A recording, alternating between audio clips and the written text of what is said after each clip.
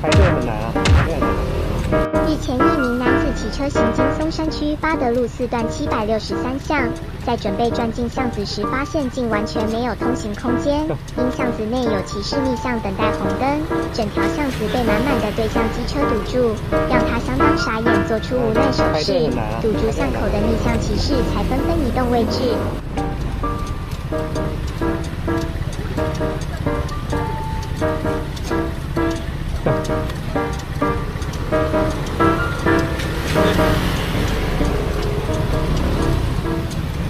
排队很难啊，排队很难。So, what is the biggest culture shock for you in Taiwan? District that I was living in, that I was always really scared about, like walking. At the night or just like? Just in general, not because I felt scared that someone would like rob me or anything, but because there were no, how do you say, like sidewalks? You don't know, sidewalks. Sometimes there's no sidewalks. Like for pedestrians, sometimes it's scary. Yeah. Especially in like very local districts, because there is like those little like underneath the building where you could walk, but there's always shops there, and you don't want to like intrude and go right through their like kitchen. Yeah. You know what I mean? Yeah, yes. So you always have to walk outside. Yeah. And then there's like motorcycles and cars coming, and there's cars stopping in that lane, so you need to go like around, and that was scary for me. So I think that surprised me a lot, I guess. Can you introduce yourself to the audience? My name is Romy. I'm 21. I'm from Austria, and I'm here because I have a friend from Taiwan, and I also learn a little bit of Chinese in university. I guess it's not your first time in Taiwan, right? It is actually. I've never the been first to time. Taiwan. No. Oh, so what is your first impression of Taiwan? I didn't think that. Well, I've only been in Taipei for 2 days. Yeah. And before that, I was in Kaohsiung. And in Kaohsiung, I was surprised that many people were looking at me because I'm blonde and blue eyes and stuff like that. You look different. Yeah, I look very different. And I didn't expect that many people to be looking at me. I was thinking, because in Vienna, for example, there's lots of tourists, and people just don't mind the tourists. They ignore them. And here it's very different. So you do feel like lots of stare in Kaohsiung, especially, or even in Taipei? In Taipei, I think not so much. It was like especially strong in Kaohsiung, and I think it's also the area that I lived in was also very local. Oh, so, very Taiwanese. Yeah. What about the cool places you have a visit in Taiwan? I think I have 2 favorite places so far. One of them was the Pier 2 in Kaohsiung. Okay. That was really cool. And the other one was I think it's called the Museum of Modern Arts in Kaohsiung. Yeah. I think with I have never been there. There's a big park, and the park is really nice, but the museum itself is also super nice, and I didn't expect to see art that inspires so much here in Taiwan, because I think as a European, especially you are Austrian. And as like, I think we're very spoiled when it comes to the quality of our museums. So I was really, really surprised that I found so many great things here. Okay, so did you visit any places you think maybe it's good, but actually it's not so good? That's tricky question. I'll have to think about that.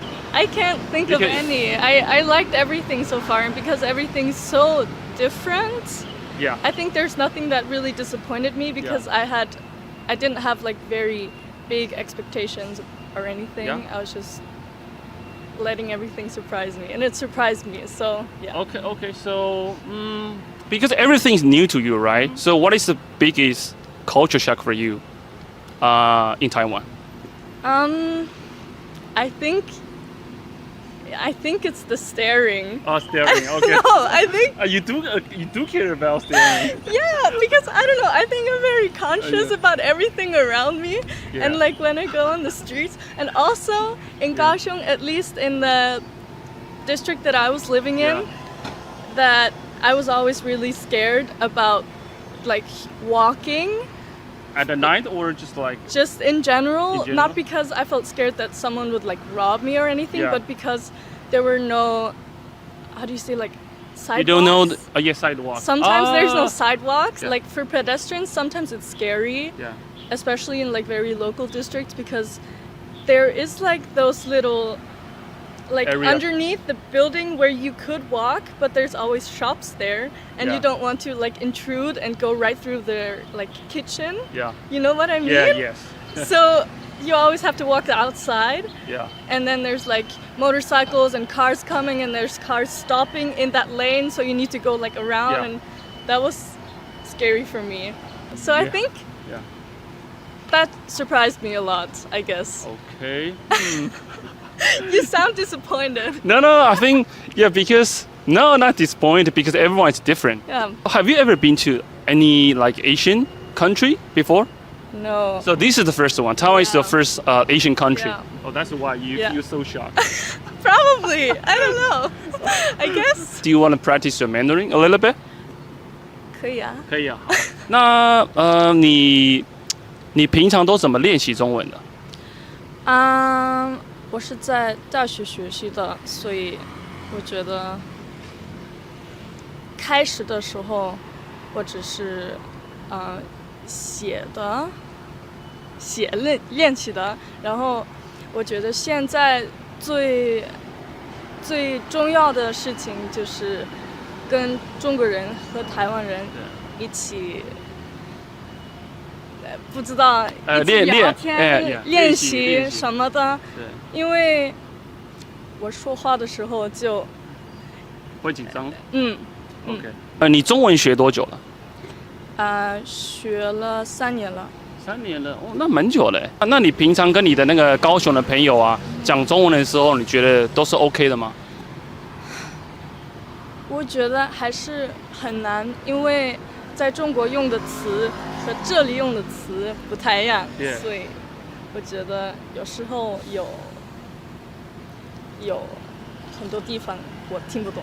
比如说，我有一个词我在大学学习的，但是我的朋友听不懂，也不认识这个词。你是哪一个词？我很好奇。是 taxi， 我们学的词是打的。对，我们台湾叫计程车。对，所以他不认识这个词。这是一个很好的good example.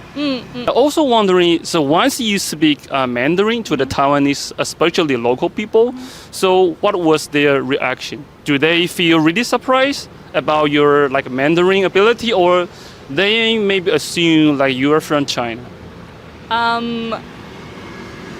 What do you mean they assume I'm from China? I mean, like assume like you probably are living in China. Yeah. So sorry, my English is so bad. Yeah. Oh, so because my accent is Chinese. So I was wondering. So is anyone like? Actually, no one. Yeah. No one. They're usually always just very surprised, like wow, 你会说中文 中文讲得很好 something like that. But like, it's not. But that is a compliment for you. I mean. And I mean, I kind of expected it because I already talked to Chinese people in Austria.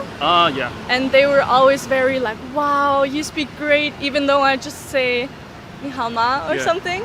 But I think it's still really, really nice when you get compliments for your language, because it takes up a lot of courage to speak in a language that's so different from the one that you know. So I think it's really, really heartwarming to hear these compliments.